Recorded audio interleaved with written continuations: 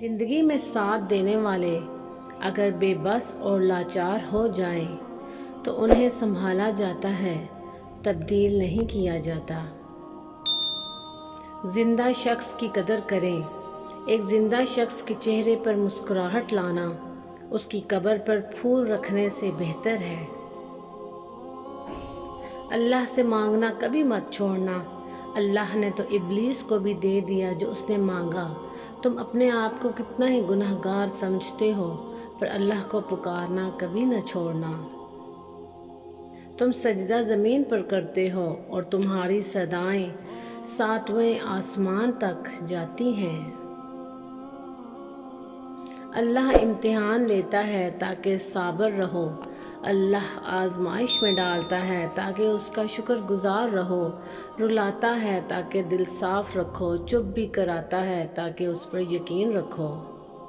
جو انسان یہ سمجھتا ہے کہ اللہ جو کرتا ہے وہ ہمارے لیے بہتر ہوتا ہے، وہ کمال کا ایمان رکھتا ہے۔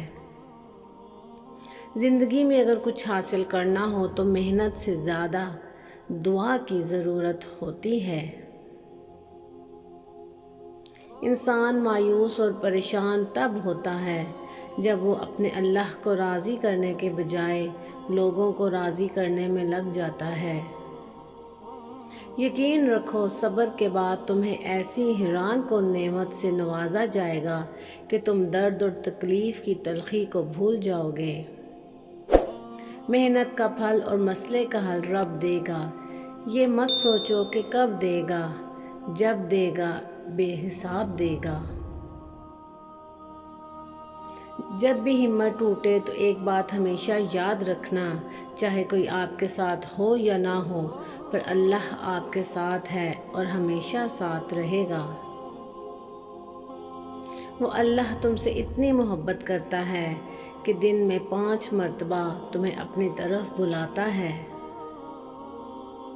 کسی سے نہ ڈرو، نہ جھکو، نہ مانگو۔ یہ سب لوگ فقیر ہیں، اللہ سے مانگو، وہ غنی اور بادشاہوں کا بادشاہ ہے۔ جس انسان کو غصہ زیادہ آتا ہے وہ انسان پیار بھی اتنا ہی زیادہ کرتا ہے اور اتنا ہی صاف دل رکھتا ہے۔ نماز کو اپنی محبت بنا لو، پھر دیکھنا نہ ہی دل ٹوٹے گا اور نہ ہی اللہ روٹھے گا۔ حضرت علی رضی اللہ تعالی عنہ نے فرمایا، جب کوئی پریشانی نہ حل ہو رہی ہو اور نہ ہی ختم ہو رہی ہو تو آپ درود شریف کی کثرت کر لیں، مشکل ختم ہو جائے گی۔ اگر میری زندگی میں دکھ نہ ہوتے تو میں اپنے رب کے ساتھ دعا کا راستہ کیسے نبھاتا؟